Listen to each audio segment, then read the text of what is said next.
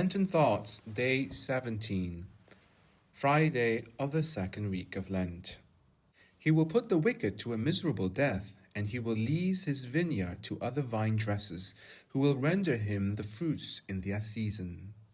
The Saviour, having entered Jerusalem in triumph, soon went to the temple, where he made known to the Jews the misfortunes that were destined to befall them.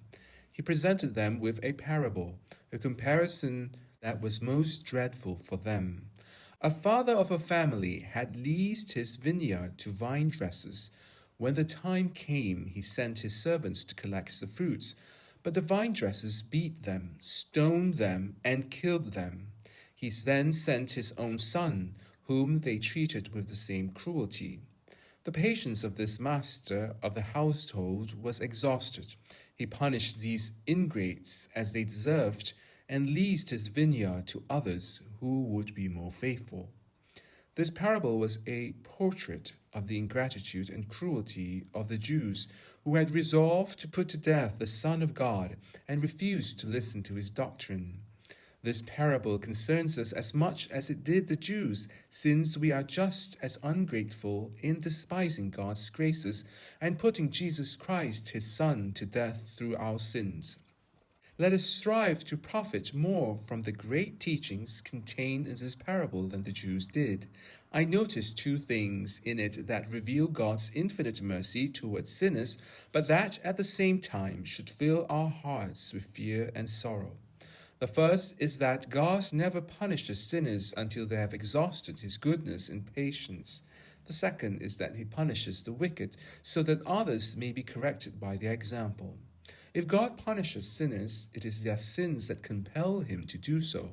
He will put the wicked to a miserable death. If God punishes sinners, it is so that others may be converted and learn from their punishment. And he will lease his vineyard to others who will render him the fruits. These are two admirable lessons found in our gospel today, and they demand our full attention. First point. Pope St. Gregory makes a beautiful reflection on these words that the Son of God says to the Jews in today's gospel. The kingdom of God will be taken away from you. And who other than you, O my God, who could take away your kingdom from sinners? Are you not its sovereign master? And do you not take it away when your justice requires it? Why then, O Lord, do you not say, I will take away my kingdom from them? The Saviour in this expression, replies St. Gregory, shows that it is not God who takes away his grace and his kingdom from sinners, but that it is their own sins that bring about this punishment and this misfortune upon them. He does not say God will take his kingdom away from you, but rather the kingdom of God will be taken away from you, to make us understand that if we are lost, we cannot accuse God's goodness, but must only blame ourselves. The prophet Isaiah warns us that our sins often respond to us from within. This means that when God afflicts and punishes us, when some misfortune or loss befalls us, our sins inwardly tell us that they are the cause. When we wonder why such calamity has happened to us, our sins answer that they have brought about this punishment. When the Son of God chastised those who bought and sold in the temple, he did something of great instruction for us. He made a whip from the cords that these men had used to tie their merchandise.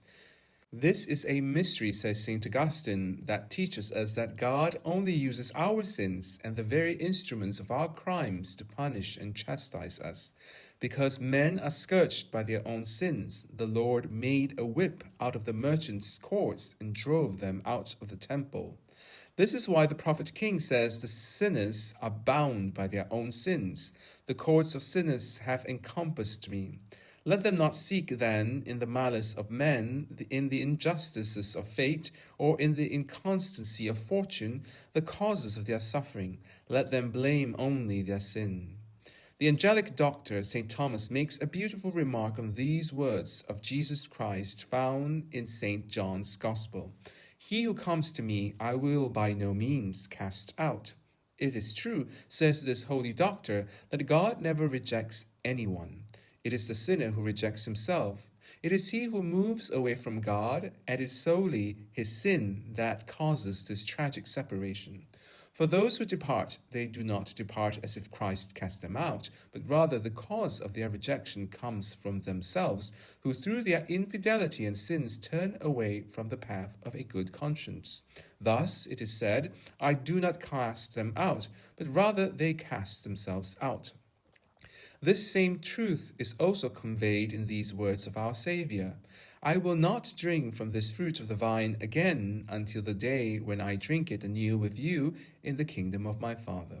It is certain, says the same St. Thomas, that the Son of God addressed these words to all his apostles without excluding the perfidious Judas, who, of course, was not destined to be with Jesus Christ in the kingdom of his Father. How then does he not exclude this traitor when he says, I will drink it with you in heaven?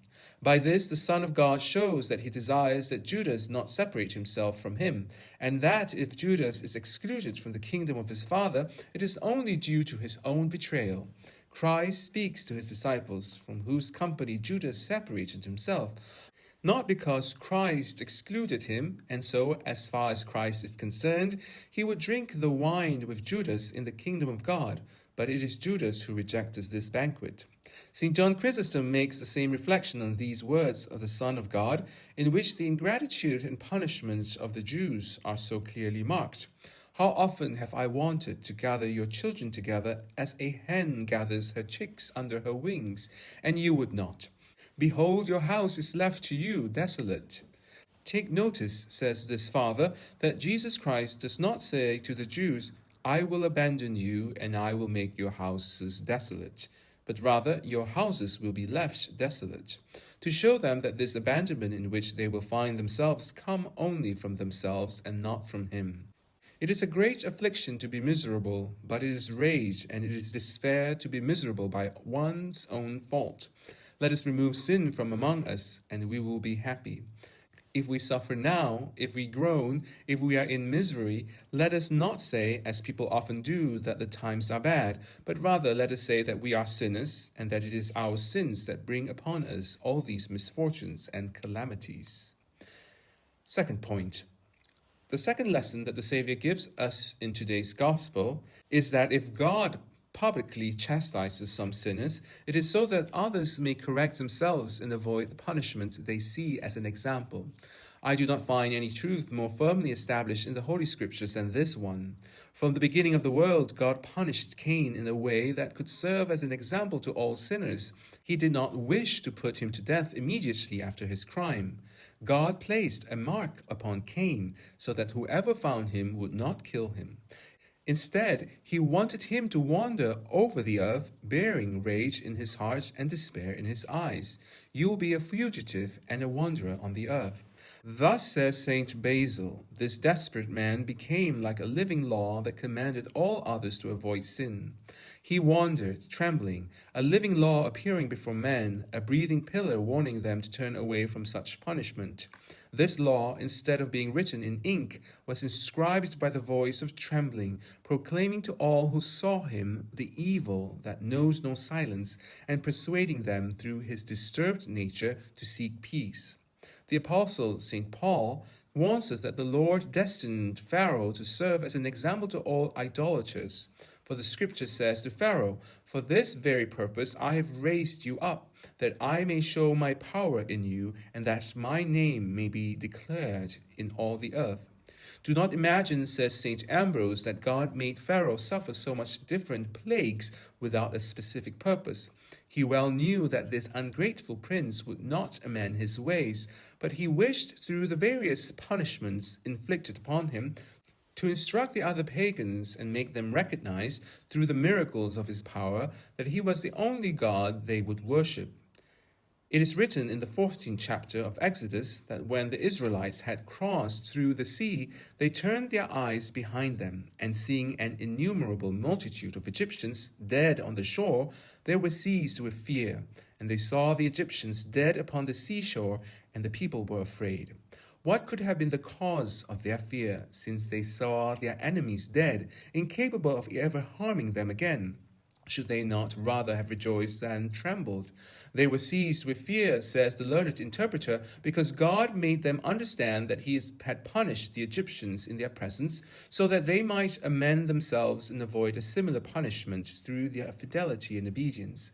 Those who should have rejoiced at seeing their enemies destroyed are instead described as afraid. For he who destroys our enemies for our sake will also destroy us if we, who were once his friends, become his enemies. The apostles were one day boasting before the Savior of the supreme power they had over demons who were forced to obey them. Lord, even the demons are subject to us in your name. But the Son of God, perceiving that they were in danger of falling into presumption and pride, immediately placed before their eyes, as a warning, the punishment of the pride of the first angel. I saw Satan fall from heaven like lightning. The apostle, says St. Gregory, understood well from this response that pride would destroy them if they were unfortunate enough to give in to it, and the punishment of one proud being made them humble. The Lord, in order to suppress pride in the hearts of his disciples, reminded them of the judgments of ruin that had already been passed upon the master of pride, so that in him they might learn to fear the vice of arrogance. We do not need to read the Holy Scriptures to learn this truth. The great book of the world is enough for us. We only have to open our eyes. Wherever we turn, we will see sinners punished by the justice of God, warning us to correct ourselves and to avoid falling, as they did, into the hands of an avenging God. These reversals of fortune, these losses of wealth, these sudden and unexpected death, these cruel diseases, these fatal accidents, these public punishments are all preachers warning us to repent and to fear the just judgments of God. But let us not stop at the misfortunes on earth. Let us in spirit descend into hell. There we will see an innumerable multitude of victims of the Lord's vengeance, who call out to us, like the rich man in torment, through voices of fire and flame, telling us that we can take warning from them and avoid, through repentance, the eternal punishments that overwhelm them, so that they also do not come to this place of torment. When the Israelites saw the earth open and swallow the three rebels, Korah, Dathan, and Abiram, who had risen against Moses and Aaron, Scripture notes that they fled, overwhelmed by fear and horror, pleading with God for mercy and begging him to spare them from such a dreadful fate. All the Israelites standing around them fled at the sound of their cries, saying, "Let us flee, lest the earth also swallow us up." Let us have the same fear at the sight of these wretched souls, who groan now and will groan eternally in hell.